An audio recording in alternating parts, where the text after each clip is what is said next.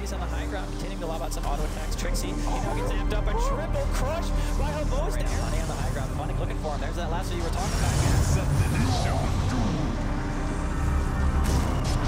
He goes off, but it's after the lasso. Honey, he can't even BKB.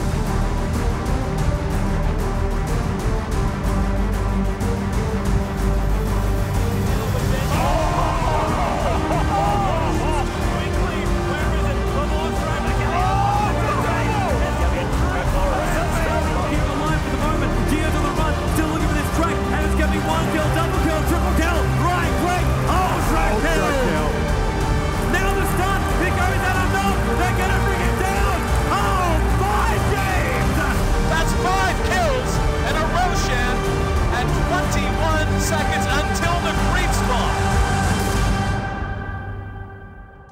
I said, are you ready?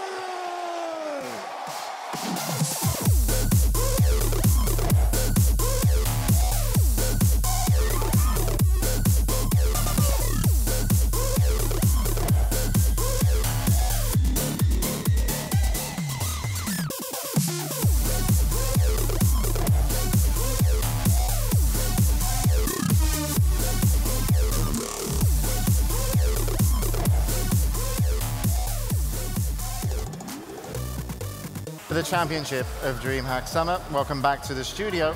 And it's been an absolutely amazing event thus far, and I'm pretty sure we're going to have an amazing game. I've enjoyed it. Every single game has been good. All the competitors have been great. We've even done some pretty amazing stretch goals. The ability draft was fun. The obstacle course was horrible. It was tough. It was tough. And, but we still have one more stretch goal to go, actually, and we're already at the grand finals. So I should introduce it. It's actually directed at you two. I don't know if you realize, Lumi and Andy, that this is the vocal challenge stretch goal. And a lot of people have been saying that you don't bring enough hype. So I didn't start the Reddit threads. It's okay, man. I've heard it before. But the idea is grand finals. I want you to be as loud as like some commentators, like, you know, for example, Toby or something. Do you think you can do that? I don't know if I can match it. I can try my best. All right. I heard him give a very good AC impression in the past before. I have done that. Yeah. But the thing is, I can only do it for like 10 seconds, and then I'm just dead.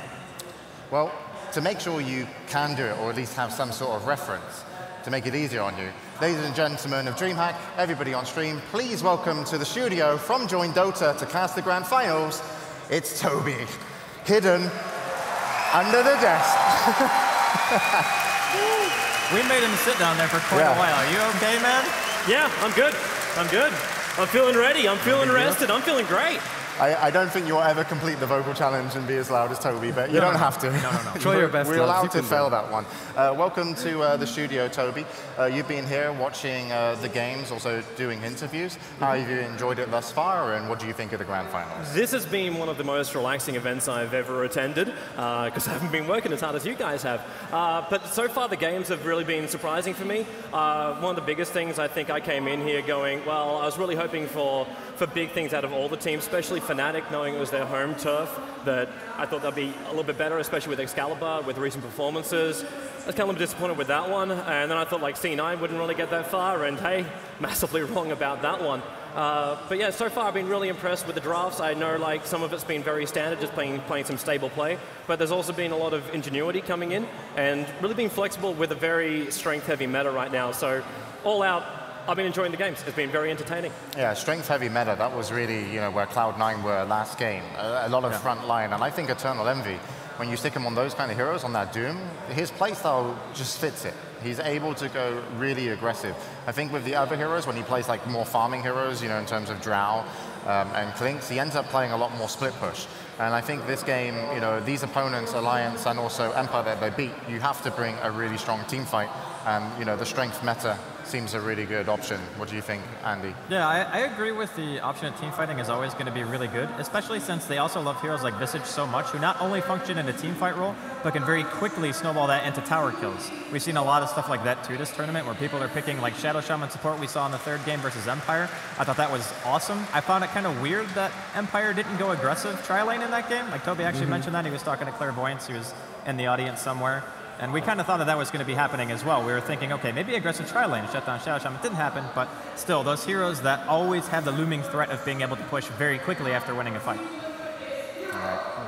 For me, I thought whenever Eternal Envy played Doom and Wraith King, not only did they win, they won really hard. And that goes back to that frontline tanking style that, you just blink in and you draw fire and you just do stuff. So let's see if they can bring that against Alliance a little bit later on. All right, well, we'll get Toby's and Shane's thoughts also on the match at hand. But to get the match at hand on the way, we're going to send it down to Bruno to introduce the team. So over to you, Bruno. Thank you, James. And Toby, I want to say that your in-ear looks lovely. It's very manly. I approve entirely of that. But what's more important right now is that normally here, this is a grand final. We have like an emotional moment, and normally I will have so many things to say. But I would rather stay silent right now and listen to this beautiful crowd that we have right here in front of me.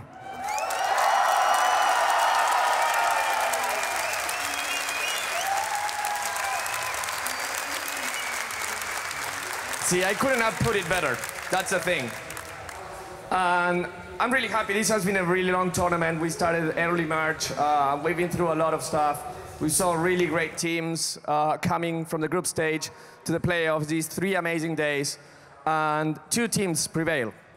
The first one is the team that finished first in the group stage.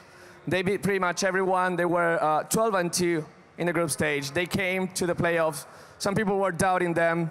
They had amazing performances, and they actually faced the other team that's going to play today. Looking for a rematch, please welcome Cloud9.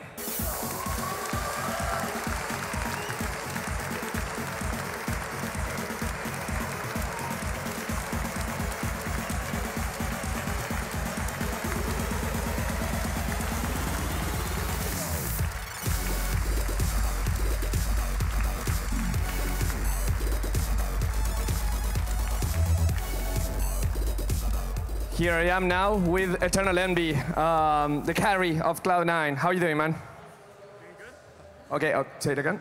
Oh, no, it's on, don't worry. Doing good. There you go. I Perfect. crushed. Okay, no, it's fine. So this is actually, you already won DreamHack. We went through this. You were playing with Team No-Tie Hunter. This is a chance for your second title here, right?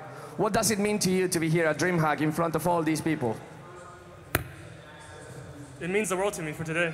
Yeah, do you want to tell them something, like about how you're gonna do well? Do you want to promise something to them? I'm not sure, but we're gonna win. I'm not sure how much we're gonna win by, but we're gonna win today. Okay, that's great. Ladies and gentlemen, Eternal Envy from Cloud9. Can I get a shout out? Yeah, absolutely. I just wanted to say, fuck you, James. That's more like it. Thank you very much. That's the spirit. That's what we want for a final right now. And the guys are very hyped, of course, of being here because not only they're playing the finals, in some case, their second finals. For some of the guys, it's the first time here. But most importantly, because they're facing the home favorites, a team that came from day one playing, and they played amazingly well. They beat pretty much every team there was to win, to defeat. And they actually defeated Cloud9 already. I was asking some people in the audience, which team do you prefer? And I heard the same name a lot. So I'm gonna introduce them right now. Please welcome Team Alliance.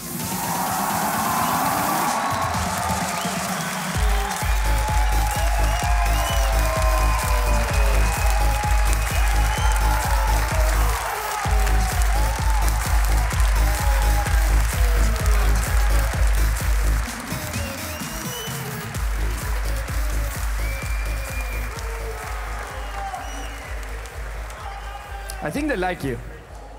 Yeah, it's a good feeling. Yeah, I know, right? So tell me, I think you're kind of a DreamHack veteran. How many DreamHacks did you win? You lost count? Yeah, I actually don't know. According to Jacob Milk, you are on 7. That sounds like about a decent number, right? Yeah. But probably. you know what sounds better than 7? 8. I like that. Yeah. So again, like I told these to Ake before, you are standing in front of a full Swedish audience right here. If you want to take a moment and tell the people some encouraging message in Swedish, because you're in your hometown, you can go ahead. Yeah, sure. Ja, vad ska man säga? Det känns fruktansvärt skönt att veta att vi har er på er sida, eller på våran sida rättare sagt.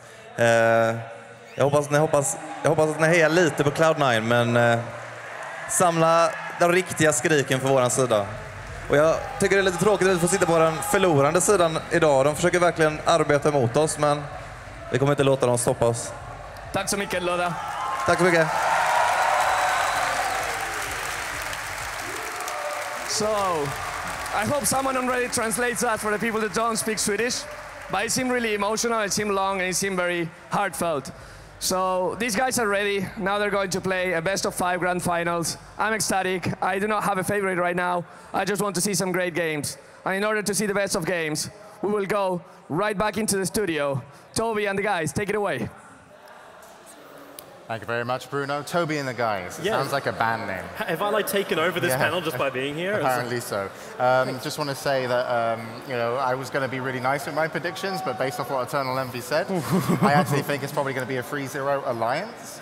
I also think he's mad at me just because I say he can't play like the other heroes, like Drow and stuff, properly, and he probably was listening to it. But the thing is, pick that hero and win a game and prove me wrong, because right now he's winning off Doom and SK and nothing else. I think he's mad at you about giving shout out to his teammate, but TLD, you know, man. we'll leave it at that. You went to town on the You did poor go guy. ham on the poor lad. Yeah. He's got to defend his team. You know, it's fair. He knows I like him. I know. It's all good. It's all good. So let's talk about the match. What do you think is going to happen game number 1? How are these two teams going to come out into the draft? That's really the question, I think, if you're actually Cloud9, because you're looking at Alliance, a team who can run pretty much anything. So you just go into, I guess, what you play the best. Maybe go for your standard style, you know, give something, like you said, I like the strength heroes a bit better for them. When they play it, it just seems to click a little bit more than what we've seen out of the Drow play so far. I don't know if that's just the rest of the team picks necessarily as it is the Drow, but it just seems to function better for them overall. So starting out of the gate with something that they've already shown success with, don't really think it can go wrong. All right, well, we'll see exactly what they do. We'll come back to the draft talk in just a moment, but let's introduce the players one by one just so you get to know not only the captains that were on stage, Eternal Envy and Loader. There are more to the two teams. This is a 5-on-5 game. And first up, I believe we'll be meeting Cloud9. And normally sat on the off lane is going to be Bone7. And player introductions often involve a camera, which is why we're going to put them into now full effect. But yeah. Cloud9 sat there on stage, but Bone7 sits on the far end playing off lane. Now, he was incredible last match with that Batrider. Ended up getting a refresher, pulling out the biggest threat of the game, the Morana, Silence Morana, and just like being absolutely awesome so far all the way through the tournament. Highlight Die, last game, played much, much better. Definitely, you know, gave a lot of harass on the lane, supported his team.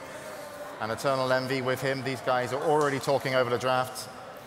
The captain of the team already won a DreamHack before under No Tidehunter, which was actually with 4 of the Alliance members. Sing Sing, the mid player. Give him any hero that involves skill and timing, he'd do amazing. And Aoi 2000, kind of like the hidden carry on the team, really. He's constantly getting farm. His Shadow Shaman was good, but even better sometimes his Visage. And you have to shut him down, but sometimes when they play that kind of double strength, you know, front line, it's hard to get to Aoi 2000, but let's introduce then their opponents. Alliance from Sweden. First up, the mid player, S4. $1 Million Coil gets a round of applause. Some clear favorites from the crowd here, look. Maybe a little bit. Admiral Bulldog, the offlaner. Currently, best success so far this tournament, playing Nature's Prophet. Loader, Jonathan Berg, more experience in Dota than almost any other player in the professional scene. New to the team, newest member to the team is EGM. We'll see what he can do on his support. Likes to roam, likes to fight. And the last one to the team, likes to control, likes to support. It's Ake. Known as the sixth man, but he plays so well. He kind of counts as two. He might as well be 5 and 6 so far this tournament. It does seem like Alliance have turned up with a six-man roster because, I mean, they're replaying Cloud9, and last time they destroyed them. A perfect game. They didn't drop a single kill. 18-0 or something? Yeah, 18-19-0. So going back into draft talk, how both of these teams going to come out in the first match, Lumi? I think the most important hero to ban out this entire series is going to be Tree and Protector, because that's the hero that I have a lot of problem with. What Cloud9 needs to do is split push and get towers by chip damage, and Tree just heals it up for free. We always see that Ake, when he plays a Tree, he gets like level 7 instantly, it feels like. Yeah. So EGM played it as well. Oh, they both play it well then. Just ban out the Tree and then just go for their normal pace. I think that's what Cloud9 needs to do. I think if the ban Wisp as well as Tree, and I think both of them heroes in combination, they do really well together, especially in aggressive tri lanes. And we saw it with Storm Spear yesterday, just constantly giving him full mana so he can keep going into the fights. Toby, what do you expect to see in the first game from both these teams? In the first game, I don't expect to see anything different from really anybody. Cloud9 will go with what feels most comfortable for them. Alliance will do exactly the same kind of thing. I was actually eavesdropping on a long conversation between EG as well as Loda last night. And one of the big things they were basically saying is, like, in this meta, you can draft great and you can still lose. And you can draft really horrible and you can still win. Like, either way, you just play what's comfortable for you. If you want to go for a timing kind of strat, like I still like the fact like Alliance were doing push stuff over the last few days as well. Like that at least means you control a certain point of the game and give yourself that early advantage. I think that's all the teams can be searching for. Advantage in lanes, and if possible, bringing down those early tier 1 towers so you can try and establish map dominance. Vision for me in this game is going to be like of utmost importance because that's going to let you win on coordination, win in fights, and control the map. Yeah, we've seen that with the Beastmaster as well. Beastmaster, Hawk, Visage Birds, like these are getting picked more and more just for the vision, for the initiations, because so many people are picking up Blink Daggers now. I mean, you know, it doesn't cost any mana, but it's not necessarily about that. It's just like, that's how you're fighting. You know, there's so little difference. It's very hard to walk into the enemy team and be like, we want to fight you. If they don't want to fight you, they just got away. So you literally have to have a Blink Dagger, and you want the best vision you can. But where do you see the whole series going, maybe? The whole series?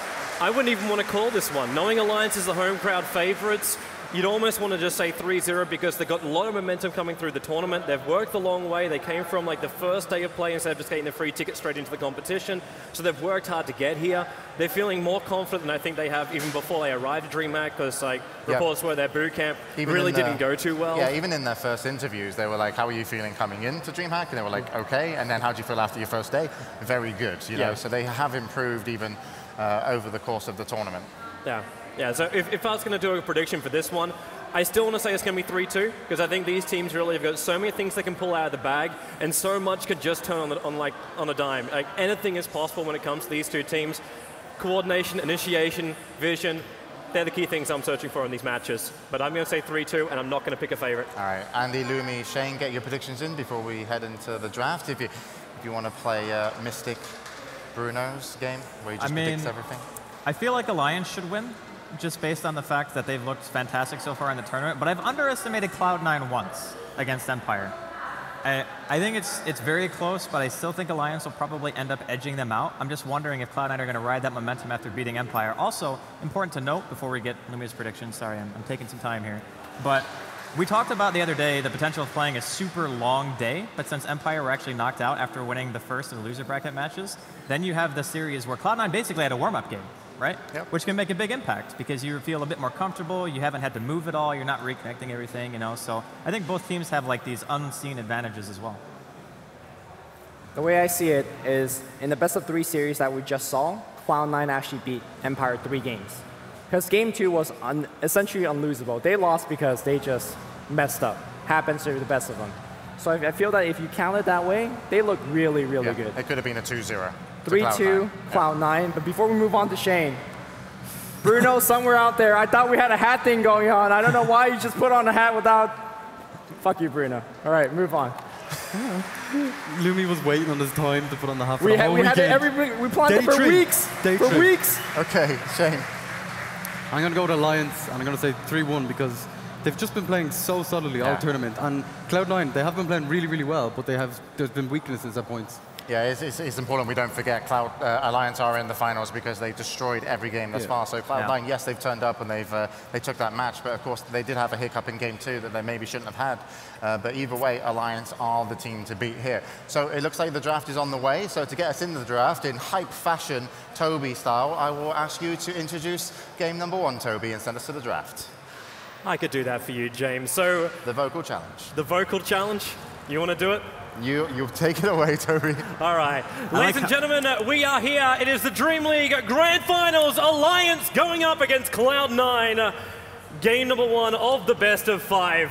Into to the draft. I like it, Toby.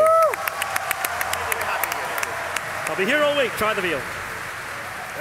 I'll never be able to do that, ever.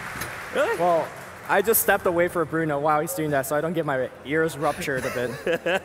But I think that will happen throughout the game, throughout the best of 5. It's okay, though. I got a buffer. You're sitting between him and me, so I'm good to go, you know? It's fine, man. There is no buffer when you give me a PA system. That's true. That is actually true. So we're inside of the draft already. We can see that Alliance have actually gotten their hands on Tree. And Tree's a hero that we were talking about, maybe even ban-worthy against Alliance just because of how well they utilize it. But Cloud9 pulling out 2 of, I would say, the most common counters to the hero in general, the Darkseer and the Jakiro, for their own rights. Like Jakiro basically nullifies a tree armor, right? Sure. You throw 1 liquid fire on a tower, tree armor is no longer really relevant. Darkseer is great because Ion Shell eats through the ability. But as many times as I've seen these counters picked against Alliance, it never actually works. It doesn't work. I think the delay factor of living armor is still enough.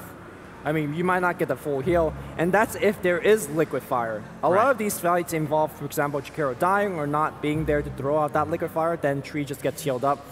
And they won so many games off of this opening. Treant plus Nature's Prophet, and they get the same picks again. How are you really supposed to push against this kind of stuff? Like, you got Treant and Prophets, you got an army of minions, you got living out to protect the towers.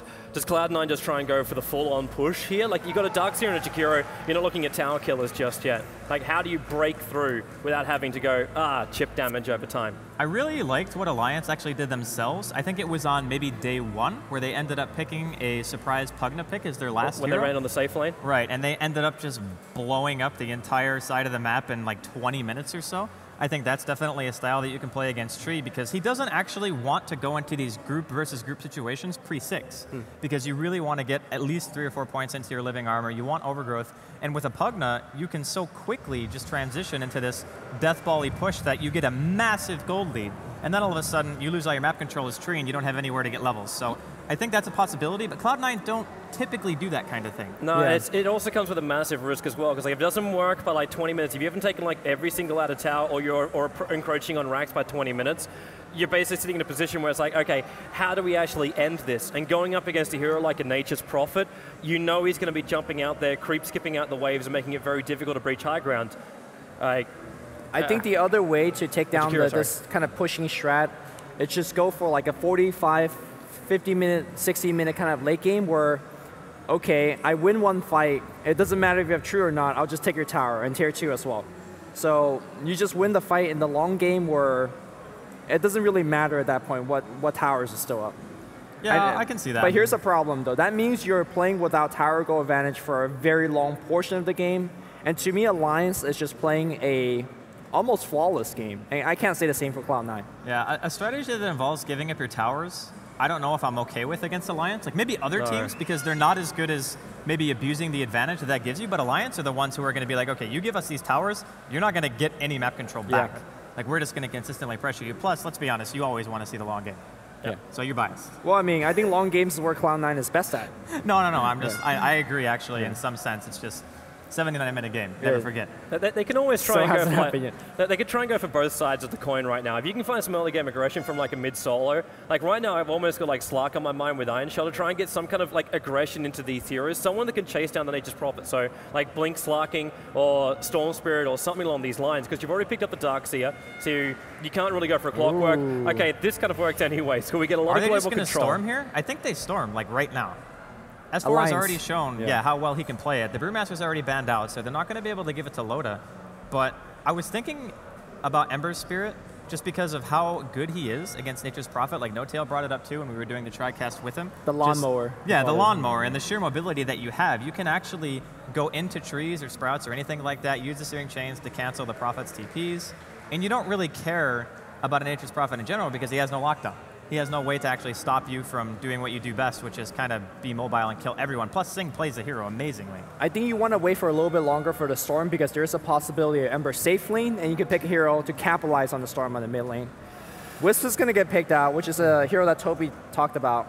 I was also thinking of something like Disruptor, which is a hero that earned Alliance so many more kills yesterday and counters Ember Spirit great. But in this case, we're going to see something similar of yesterday where you have Nature's Prophet with Blink Dagger, essentially blinking out of the trees, applying an Orchid, relocate on top, and essentially, it doesn't matter who you have on the side of Cloud9, they are just dead. And let's also remember that this has actually happened to Alliance before, a similar draft. Yeah. Not exactly the same, but the Flying Rat evolved from that game, and it basically crushed what, I think it was Empire actually they were playing against. I think so, when yeah. they played that originally. That's who knocked him down to the lower bracket in the first place. So we have seen something pretty close to this before. But not having picked the mid yet for Alliance, I'm kind of wondering if they're still going to gravitate towards that kind of space-making mid, like maybe a Puck, maybe a Storm. I kind of like Storm a bit more just because it gives you more carry potential. Puck is the all-in kind of initiate mid-game and try to restrict as much map control as you can, which isn't a bad thing. Just depends on what kind of one role you're going to be picking for your team. I'm still wondering who the combo is with a Wisp. Like initially I thought it was going to be something like a Gyrocopter just trying to counter the massive team fight control which Cloud9 are pulling in. But at the same time, it's like, do you try and go on for something more like the Tiny? Do you focus on bringing down the towers? Or you try and focus on the Ember Spirit and even mix up your lanes, like drag out the Rikimaru, throw it up against that Ember Spirit in middle lane and try and shut him down before he's able to jump himself around the map as opposed to like Storm Spirit always chasing after Ember. Like, I know you said before like Storm Spirit was really great up against him, but Alliance might try and go something. It's not out of their comfort zone. They've done almost every single strat I just said, but they're going to go. Back. Yeah. They're going Sven again. What Sven is what they played yesterday in terms of damage output. It's completely unparalleled. And of course, if you look at the picks from Cloud9, these picks are great if you're not buying at BKB. So if Sven gets an early BKB, that could be dangerous. And it's hard to predict what Alliance is going to go in terms of laning as well. We saw this particular trio of Trien, Wisp, and Sven go offensive trialing yesterday. Yeah. They swapped it back to defensive trialing a little bit later on during the game, but Alliance essentially could do anything, and it's just hard to draft against that. The other thing, too, that I wanted to mention about this matchup is we've seen almost this identical draft from Alliance already. Like, almost hero for hero, I want to say. But the thing about the Sven-Ember matchup is that even though Ember, sure, he's highly mobile, there's not really a whole lot of opportunities for the Sven to hit. With the Warcry plus armor and the innate way that you build Sven in general, means that the Sleight of Fist doesn't really do nearly as much to the rest of the team if you're fighting in that kind of death ball, right? Yeah. And with the mobility of Prophet and Wisp Sven, you're turning any fight basically into potentially a 4-man if there's one hero there to start with. So if you're going to gank, you better be damn well sure no one else is going to be coming after that, or you're going to be in for a really sad time. And I think it synergizes well with Tree, just because not only are you moving around the map, but that means that Tree's going to get a lot of solo experience to himself whenever you're actively going for ganks. It allows the Tree to armor fights anyway because it's global. And then you're also making sure that you're creating space for him to heal up towers that might otherwise be damaged from earlier pushes. So there's just so much synergy between how these heroes function with each other, and including against how Ember Spirit works. I think the way they make use of these heroes is just fun to watch. What would you say the weakness of Alliance draft so far is? Or does it have no weakness? If there is a weakness, I haven't figured it out yet. And I don't think that other teams have either, because I don't think they've lost with this particular draft. Package of heroes, yeah. Yeah, I mean, I'm inclined to agree. There's something to be said of if Cloud9 group up and do a death ball push, I think that's where Trien is weakest. Yeah. Like you said, he doesn't want to really take fight before level 6. That's where Living Armor doesn't really do much to the tower. At the same time, that's where Relocate gets better. That's where Prophet Split Push gets better. It's just a hard thing to crack. And Cloud9 is off to their final hero. I don't know if they're drafting carry anymore because this could be a support tie. This could be a carry tie for Eternal Envy. Who knows? I don't know, man. Choices. I mean, with these kind of team fight-oriented heroes that Cloud9 have, they could delay the game a really, really long time. And they've been doing that today, right? Yeah, the question is it worth delaying the game against the Sven? Because there's going to be that point in the game where it's like, okay, Sven has 3 core items. BKB, Daedalus, Mask of Madness, 1 God Strength, 1 good crit, team fight is over. do you want to take that risk? That's really what I'm kind of asking myself right now. And interestingly enough, Mirana has been totally ignored this game. I think Sing Sing already has this hero, so I don't think that's going to be what Cloud9 are taking here. But going from very high pick priority to non-existent, how volatile this meta is. I guess how volatile has the team's been changing as well. Yeah. The teams themselves have been preferring different hero as well. There's no trends either. It's like everybody's doing something a little bit different. They see something like, oh, maybe we could do this same thing, but with another hero instead. And it might work in this situation. So I think the captains of every single team are continuing to evolve as we get closer and closer to TI as well. And of course we have ESL 1 after this. So. Well, there is a trend for Cloud9. And I think this might be a carry Alchemist. It's kind of got to be. I think Sing is the only one who plays Ember though, right? Yeah, he is. No, like a one Alchemist. Okay, yeah, I agree. I hate to say it as well, even though I'm like not one to reveal the Cloud9 secrets, but when these guys were actually playing downstairs, practicing yesterday, there were 3 of their players are sitting down there, and it was Ember Spirit on every single one, apart from Aoi, who's just playing Jakiro. Okay. These guys have been, training and just getting to know Ember Spirit a little bit more. But Puck will come up from Alliance right now, so we actually get S4's Puck in the mid lane. And that's actually a pretty confident pick. What we saw out of yesterday's matchup between Ember Spirit and Puck is, when you get the Searing Chain on the Puck, he can't use his phase. And that's actually a huge deal in terms of like ganking and Puck on the mid lane. So S4 feeling confident because he picked a hero for himself. We'll see whether it's going to work out though. Yeah, man, I'm looking forward to it. So we're going to get ourselves out of the draft. So before we kick off, I know the crowd is insanely biased, but I just want to do a quick crowd check, boys. So how many people here, the fans of Sing Sing, the fans of the Sama, how many people here are looking for C9 to take out the best of 5?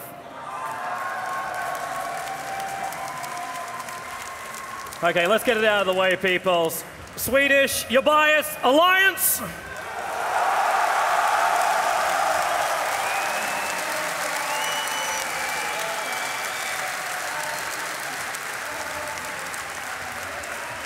I think we have our response from the crowd. I think it was kind of close. Yeah, it's about the same. Yeah, a little bit.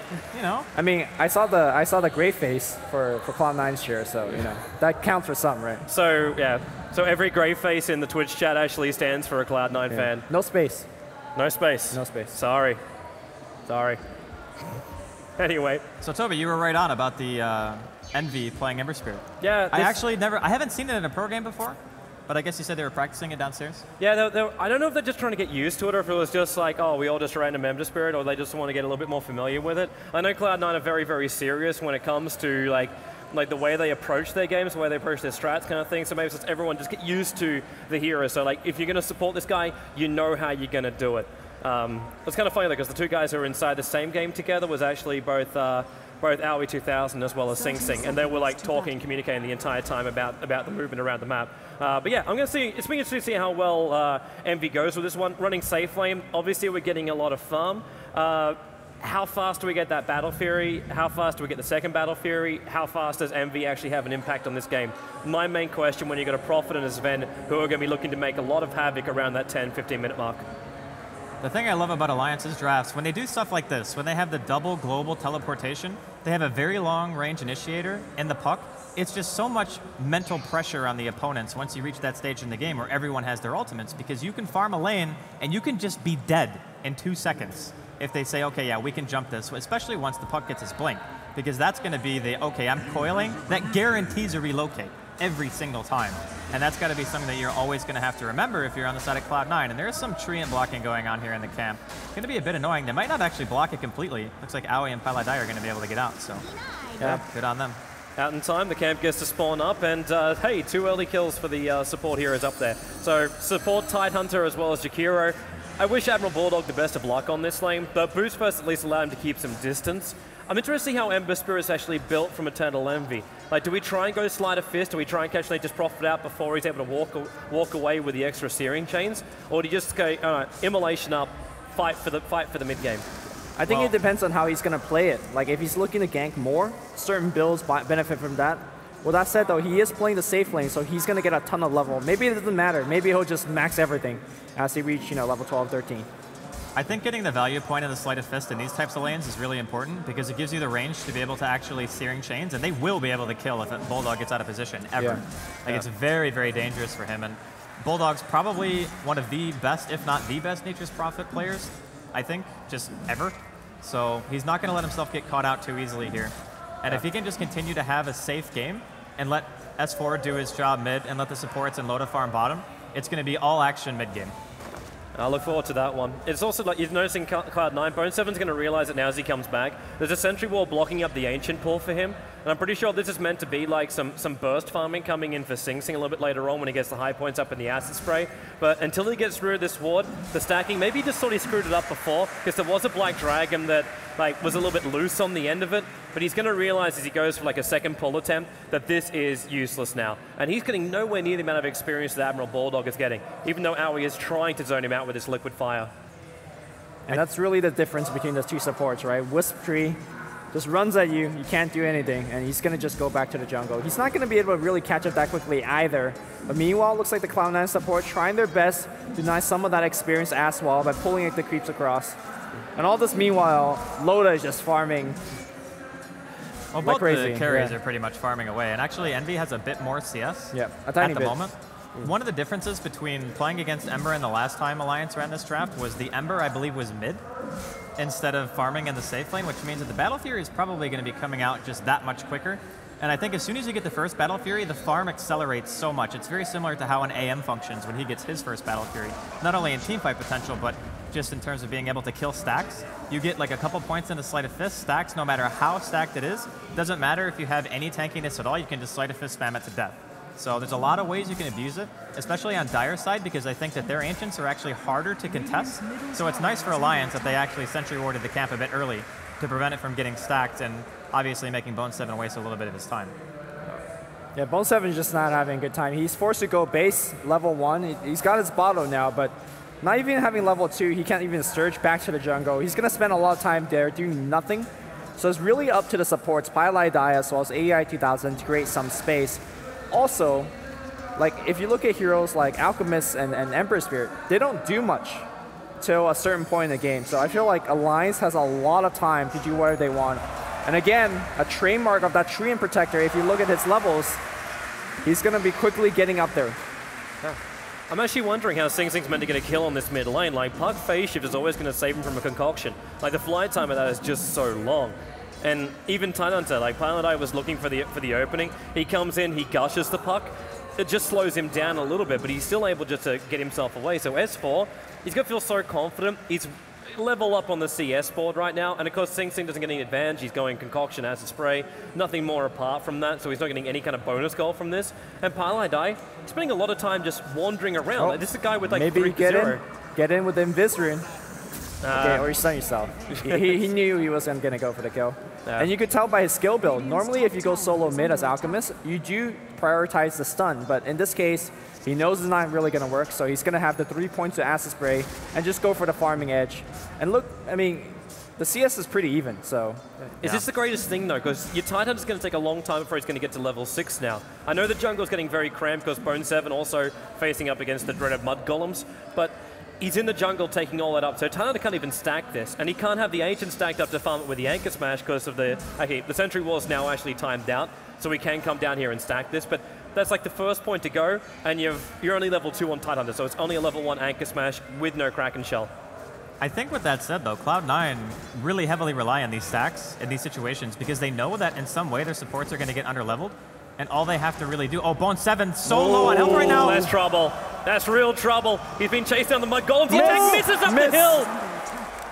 Bone7's going to get himself away to safety, and now Admiral Bulldog, he may not get out of this one unscathed. Admiral Bulldog summons some trees, looking for a body block, and Envy, he's actually got steering chase, 2 levels into Ice Bar's going to hold him here. This will be first blood right now. S4 comes in with a Dream Call, looking for some revenge. It's 1-0 right now. Aoi 2000, he's got high strength, trying to get out of this one. Leeds is slowing him down. It's 1-1 on the board. RK also running away. EGM trying to help him out. There's another Concoction, steering chains, holds 3 of them together. Concoction flies out, something EGM and S4 together. EGM, now you'll go down. Envy with the double kill. But the jaunt away from Puck will pull him back down towards the middle lane. And 2-1 now on the board with C9 taking the lead. Great fight for Cloud9. I mean, when you rotate away from the carry lane like that, you expect to get something done. And they've done it in big numbers. That's generally where Alliance is really good at. But unfortunately for them, the first blood attempt did not work. And also, well, I'll talk about that later. They're trying to have a crack at Pylai Die. Stormbolt, EGM's giving them the movement speed for it. With the Warcry, and Admiral Bulldog comes down to help. Alliance will level the board up 2-2. I gotta say, Bone7's really happy about that uphill miss. That's all I got. That's all I got, man. That Dota RNG, but it's still 2-2. And getting the first blood is definitely a big deal if you're Cloud9, but your safe laner actually rotated for that pretty heavily. So he's not really behind in CS or anything like that. He actually got 2 of the kills, so it's more than worth it from his perspective. And that puts him just a little bit closer to Battle Fury. By the way, I think this is the first time I've ever seen an Orb of Venom on Ember, but I like the idea, right? I mean, you just chase and hit. Yeah, you just hit him. And in fact, he's got no sleight of fist, so I think having that extra slow will help out in the long run. Also, a small thing to point out is that when Bone7 was getting chased in the Radiant jungle, he actually dropped a ward trying to block the camp, but it's now being dewarded. So they're down a little bit of map vision. Not the biggest point, but looks like we're going to see a little bit of a tier 1 push up top from Cloud9. Well, they're able to do this. So you get 3 points up in Liquid Fire, costs no mana to do so. So going underneath the tower when you go to Catapult, Envy mobs up the creep wave, the new one comes in and tanks it up. And what are you really going to do to stop this? Like, Prophet could come up here to stop this, but he's going to stop his own farm. He doesn't have Wrath of Nature yet, and the tower's already at half-life. So Fortification has to be used. But you don't have something like a Rubik with the Feybolt. Living Armor is the only thing that can stop it. But this is the whole thing, like, can C9 actually finish the job before Alliance come in to stop him? And I think they can. I mean, Glyph is down. Generally, if you want to defend the tower, you Glyph it pretty late, but here comes Nature's Prophet and a TP, so never mind. This is a TP from a Puck with his ult on, so it's a fairly dangerous, and they're going to go for the deny. This is actually a big play from Alliance, and they will have it go their way. Well done. Yeah. I was wondering if they'd actually keep it alive or not, but you see the 2 points up in the Leech Seed as opposed to the Living Armor for Tree and Protector, so they had no way of really salvaging that. That's kind of what we mentioned during the draft, though, is when a Jakiro gets to your tower, you can't really armor it anyway. Even if it's a level 4 armor, it's going to fade just from like 1 liquid fire. And especially when it gets to level 4, you can continually apply it. It's only a 4-second cooldown.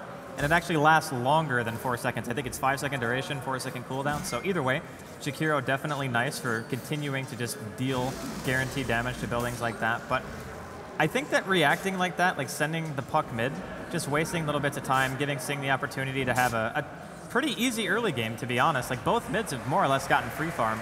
But I think that S4 actually has to do a bit more for his team than Sing does, because a late game Alchemist is actually insanely tanky. And you're also going to be putting into consideration Ravage is going to be there, the Ember Spirit's going to be there on top of that. I think that Alliance actually might be pressured to do a little bit of movement in this game.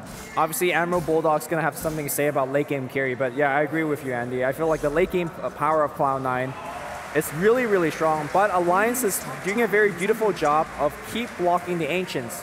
This is like the 3rd or 4th time they try to stack this, and it just ain't happening. But it's not stopping the farm, though. Like, time's taking a while to get to level 6, but you actually check out the Darkseer money. He just picked up a minus 9 minutes into the game. I was wondering what he was going to do with the... Like, he was sitting at 1,800 gold for a while there, but Bone7's still putting a lot of money out of that jungle to a point where he's actually beating the Nature's Prophet on net worth. It's a sacrifice to the Tidehunter, sure, but eventually he'll be able to just get himself up to that level 6 and he'll have the Ravage. The Midas is a bit of a risk to me for obvious reasons. Like, you're delaying your mech pretty heavily by going for the Midas first, and you're playing more of the we're going to wait it out game. You're assuming Alliance aren't really going to prioritize pushing towers for at least some time. You want the Sven to get maybe 1 completed item, and S4 get a little bit of guff mid. And top lane, there's a pretty big dive going on. Envy, I believe, has a Remnant out, and he will go to it. What? Did he think he was going to die? Either way, he pulled out. Trying to engage across 3 different points of the map. Is he rushing as Scotty? No. Really? I mean, he's got the point booster, and he's got the... I saw the Orb of Venom, and I was like, okay, that's actually pretty cool, right? Yeah. Because you can Orb of Venom everybody that you hit with a Sleight of Fist, but he doesn't actually have Sleight of Fist. And he's got a point booster. But if you think about this, Ember has one of the crappiest stat gains of any hero. So it's a value item in the sense that you'll be able to live maybe through a stun or two, which I think is valuable to have against Alliance's lineup.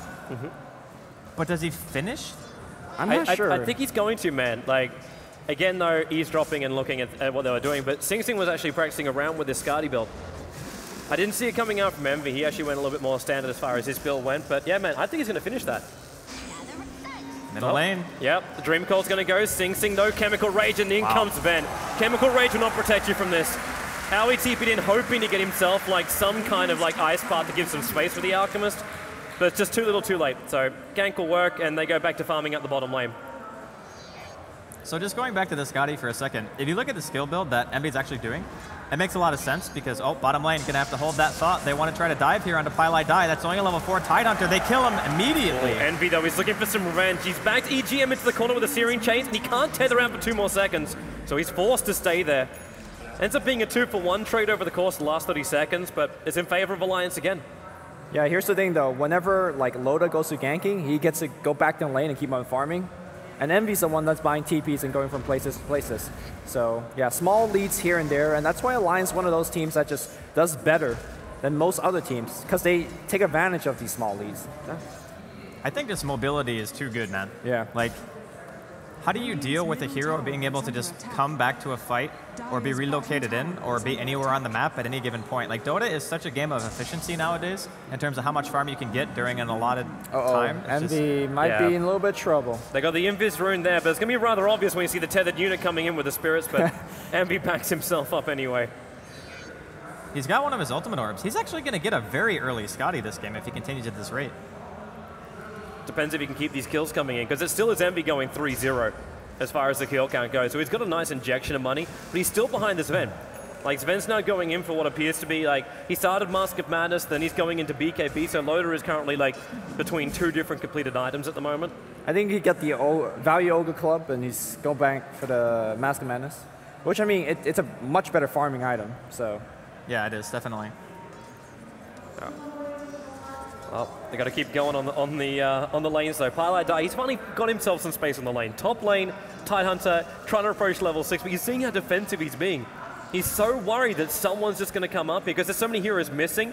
And also, speaking of Alliance doing this, like, no Tidehunter did this, and they plagued DreamHack back when Envy was actually part of the team now known as Alliance, but I mean, a quad ancient stack, it's a lot of money coming in for Loda, and he's now going to Mithril Hammer onto the BKB. Just a small difference of your supports warding their jungle, their ancients, and their supports not doing it to yours. Yeah, it's happened again too. It's a huge deal. Now Loda, stun's going to go on 60. He dodged it. He dodged it with the Chemical Rage. And Alliance brought a lot of support in for that. That was all 5 players in the middle lane looking for the pounds to push to tier 1. Transformational spells. Actually, only Alchemists, right? That's the only one that could still dodge stuns. I think the Bearer. Troll Roller can't anymore, right? No, Troll Roller cannot. Okay. But yeah, one of the few. Lone can. Lone can, but this transformation is so long. Yeah, that's true. Oh, Bone 7's going to get really if they drop a Sentry Ward for this Ancients, they're going to notice that, again, the camp is being blocked up, but that Observer Ward's only got like 10 seconds left. You boys okay? Yeah, Lumi's... We're touching each other. I had it coming, we'll say that much. But I think, honestly, like, Alliance is still more than okay with how the game's going right now. I kind of see what Cloud9's doing when they're talking about the Scotty Ember Spirit, because normally that's a hero where you catch him, he's just boom, dead, right? But if you go max Flame Guard, you go max Searing Chains, and you have that much survivability with a Scotty in the very beginning of the game, it's going to take quite a bit of work to take you down, maybe more than enough to give time for the Tide to line up a nice Ravage. Then you're going to have Darkseer potentially getting his mech sometime soon. Bone 7 actually bought Arcanes instead of finishing up the mech, so it's going to be a bit more delayed. But I think that Cloud9 actually has some really scary fighting going on right now. And they're not afraid going to the Roshan pick. Hitman, they're fighting against a Dream Coil as well as a Overgrowth. And they don't have the mech yet, but they're coming in. Oh, BKB now done on Lotus, so... This is like the perfect time for Alliance to challenge a Roshan fight. See, I'm wondering if they have to fully challenge it with the haste rune on S4. Oh, they want to take a fight. Where is it? S4, there it is. 3-man on the Dream Coil with a Rift. They've already got the Tidehunter down. Now he's hiding inside the pit. And Sing Sing doesn't know where to go in this one. The relocates come in. They're looking for the opening. Sing Sing, look at the cleave. Now he's dying inside the pit. Alliance, they are walking over C9. Envy is running away. Spirit to 1, Spirit to 2. And Spirit away, S4. He's hot on the tail, but he cannot control Envy anymore. But Alliance, they stop the Roshan and they take 4 heroes from C9. They're just so good at comboing this lineup. Like, this is probably, I think, one of the most comfortable lineups that Alliance can actually run right now. You get the global presence of Nature's Prophet, the Nature's Wrath hitting 3 heroes simultaneously with S4 going in with the 3-man Coil Silence. That already, to me, is just like a lost fight. Pylai died without being able to do a single thing. When that happens at this stage, and you're fighting in close quarters against a God Strength Sven with Tether, good luck. I just think that Cloud9 approached a Roshan pit a little bit too early. I mean, their team can do Roshan well, and in fact, are they trying to go back to it? They're going to force S4 away. They're going to pick a double damage, and with that, maybe, especially with the spells cooldown on Alliance, but they really want a mech to go to the Roshan. They're going to try one more time with the Medallion, and this time, no Overgrowth, no Dream Coil, no God Strength. They should be able to do it, but it was a costly Roshan. I do want to say that they're coming in, man. Hold your thought, hold your thought, they're coming in. They smoke with S4 as well as RK. Wait, Overgrowth is back on. Dream Coil's coming back in a couple seconds. It could be another massacre. Here we go, Coil. It's going to hit him. Ravage will come through. They'll go for Pylite Die, and they will get everybody Overgrowth on top as well. Ake barely alive. Bone 7 going to work. It's not good. It's not good. The spells are all here. 4 for 2. And Bone 7, it's just going to be going out. But keep in mind, Roshan is so low. This is so bad for Cloud9 right now. Clutch at Bone 7. He doesn't have back, though. He can't do anything about this. They've got the Aegis. Envy's coming back in again. He's going to try and fight this one. They turn to try and fight. EGM keeping the down. The double stun with the Stormball. Bone 7's gone. Envy's gone. A double kill for the Bulldog. 14-5. The Aegis is held. 17-17 in. An Alliance has just taken 2 perfect team fights and a Roshan. I think Bone 7 is severely regretting his Midas choice right now. Like, if he had mech for either of those engagements, I think the fights would have been totally different because Pylite Die would have been able to Ravage the first time. I mean, sure, he Ravaged the second time, but the heroes are already so low that they just died to Wisp Spirits. Oh, here comes the stun. Nice dodge against Sing Sing. Pretty good at this. And here comes EGM. He could tether away, and in fact, he will. It goes to, the sun's going to come through. Not going to do too much. It's not just so much about the Midas choice. It's the fact that they went to Roshan with Midas. Just why not wait and finish your mech? Yeah. And because of it now, they're feeding Alliance. The Blink Dagger's up for Admiral Bulldog. So again, he starts his DreamLeague 2014 build. Maelstrom into Blink Dagger. And Envy. Like this quick Skadi we were talking about. It's completely stopped now. It's not so quick anymore, man. All right. If he got that, though, if he had it during the fights, but he came back in again. Like, that was even more critical. It was a buyback into a death for Eternal Envy. He lost so much money then. Yeah, Envy's very accustomed with doing that. He'll come back. Yeah, but if you can capitalize with the kills, great. But when you go back in there and you get a Darkseer who also can't assist you to get some kills, and you both go down again, that's the kind of stuff which just starts to hurt you after a while. Like, he can get back to the farming because he went for Skadi. There's no Battle Fury, so there's no quick farming either. I just feel as though when you have these types of advantages this early with Alliance's lineup, it's very, very hard to lose your positioning, especially since they have this lead with only having killed 2 towers. I mean, they're going to get a third or a second tower right now. They had 1 tower, are going to kill 2, but without even having all the tier 1s dead, to have that much of a lead, like over 7,500 gold and over 10,000, almost 12,000 experience in their favor at 19 minutes against a Furion team and a Tree when you've only been able to deal damage to 1 tower outside of the offlane tower. I don't know, man. It's looking pretty grim for game 1. They're going again on bottom lane. Just Eternal Envy harassing Arcade down. Like this Tree Protector, he was basically standing alone this bottom lane up against an Ember Spirit with no fear whatsoever. And C9, they've realized something's wrong. They have to smoke themselves up. We've got Aoi, Pylite, and Envy together, and they're going to try and group up. Bone 7's in the neighborhood as well. They've got to try and find an opening. They need a kill to find some kind of opening here and a path back into like control of this game. Like being like 12,000 experience behind, 10,000 gold behind, you get that kind of disadvantage, you need to basically drive a wedge into this Alliance team somewhere. And maybe they're going to find it. Envy, he's actually going to see the 2 of them up on top lane. Load on EGM, Searing, chains on both, and now Pylite commits the Ravage as well. EGM, the Prophet is bouncing through, and they try and turn it with a cleave from Lona. The God has arrived. The strength with it. Envy, 1 hit, couldn't get in range for him. He's going to keep going on the run. The world strength still there. The Stormbolt will fly. Envy, the Dream Call for the mini stun to help set up for it. They take 2 for 1 on the top lane. That was meant to be C9's wedge, but Alliance just basically shoved it back in their face. They got so close, preventing that BKB activation. The chain stun was there, but they needed like 1 more spell, like a vacuum or something like that. And that's when you say, man, I wish I have the Wisp. I wish I have the Prophet. That gives me some global presence. They didn't, and the fight turned really, really big time. I don't know. I think like engaging into a Sven like that with an Aegis and BKB is pretty optimistic, just to begin with, because the damage output to BKB is not that high bottom lane as well. Yeah, the ASUS spray's trying to give him some space, and Sing Sing, like that concoction of his. It's been a long time since I've actually seen him connect on a hero with it. It's really hard, actually, against Puck, and there's actually vision cancellation as well if you sprout somebody. So it can be pretty annoying to try to land that spell against these types of heroes. And to be honest, you don't really want to throw a concoction at Sven either. Look at that courier. It's just full of big, big items. That's all Sven's. That's a full Daedalus for him. 21 minutes in. And I'm also going to point out, too, the fact that Puck at 3k gold just picked up an ultimate orb. The side device isn't going to be too far away either. All the control Alliance is searching for is there. It's going to be so incredibly difficult to play against what Alliance has got from behind that unless Cloud9 play like the most perfect Dota for the next 20 to 30 minutes, they're not going to win this game. Man, the perfect Dota. Look at even the Rhino build. Sing Sing's trying to go in for a Heaven's Halberd right now. Unless you're going to turn this into an SMY after he realizes that side device is there for the Puck. Because once that's up, like, evasion goes out the window. He can't actually stop those then because the BKB is going to stop the Heaven's Halberd anyway. I'm trying to find a silver lining here, boys. Help me out. I am also doing my best, but it's hard because even in a situation where Cloud9 win a fight, okay, they're winning a fight to get map stability back, and they're winning a fight to make sure that Alliance aren't just going to push all their towers down that are currently remaining. But they don't want to give up. I mean, this is the finals, right? Even in a game one, when it's looking this grim, you want to continue to just chug it out. So it's one of these things where calling GG 20 minutes into the game is more detrimental going into game number 2 than probably anything else that could happen. I suppose if you get like a 5-man cleave to kill everyone, that could be a little bit more detrimental. Maybe. That's quite possible.